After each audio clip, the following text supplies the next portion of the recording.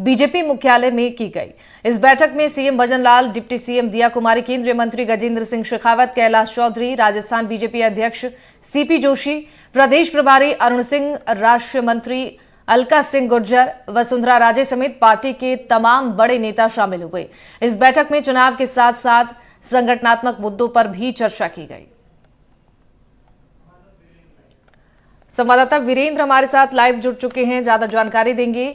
वीरेंद्र, आपसे जानना चाहेंगे, जो कोर कमेटी की मीटिंग हुई बीजेपी की, इसमें क्या कुछ रणनीति बनाई गई? क्योंकि देखिए, लोकसभा चुनाव बेहद नजदीक है, राज्यसभा चुनाव भी होने को है फरवरी में राजस्थान में। ऐसे में क्या कुछ रणनीति तैयार की गई है इस मीटिंग में?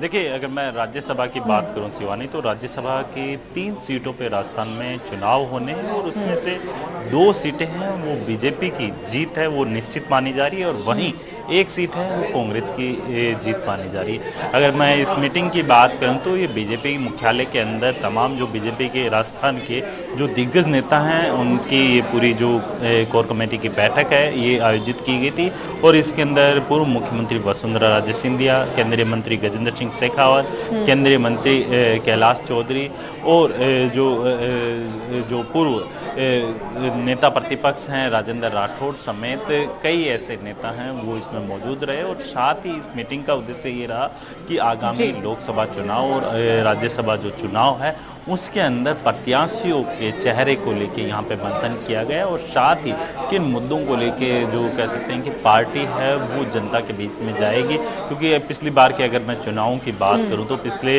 2 चुनावों में बीजेपी राजस्थान की 25 की 25 लोकसभा सीटें लगातार जीतती हुई आ रही है। और अब देखने वाली बात ये होगी कि जो तीसरी हैट्रिक है, 25 सीटें हैं, वो किस तरीके से बीजेपी अपने जो झोली में लेके आती है वो देखने वाला विषय होगा। लेकिन बीजेपी की राजस्थान के अंदर सरकार है और अब लोकसभा चुनाव भी है, तो 25 की 25 सीटें अगर किस तरीके से लेके आती है, इसके अंदर जो अगर मुद्दों की मैं बात करूं तो राजस्थान के अंदर कई ऐसे मुद्दे हैं जिसे आप देखा होगा कि ईआरसीपी का मुद्दा जो कि काफ़ी बड़ा मुद्दा है राजस्थान के लिए, और इसको लेके मुख्यमंत्री हैं भजनलाल सरकार के आते ही वो ईआरसीपी के मुद्दे को लेके यहाँ पे जो पूर्वी राजस्थान की जो जनता है उसको सौगात के रूप में देते हैं। और दोनों राज्यों के बीच में, चाहे मध्य प्रदेश हो चाहे वो राजस्थान हो, दोनों राज्यों के बीच में पिछले 17 साल से ये जो एक दूसरे से जो मतभेद चल रहा था वो मतभेद खत्म करके ईआरसीपी को धरातल पे लाने के लिए बीजेपी पुरजोर कोशिश कर रही है। और साथ ही आपको बताना चाहूँगा कि जिस तरीके से आपने देखा होगा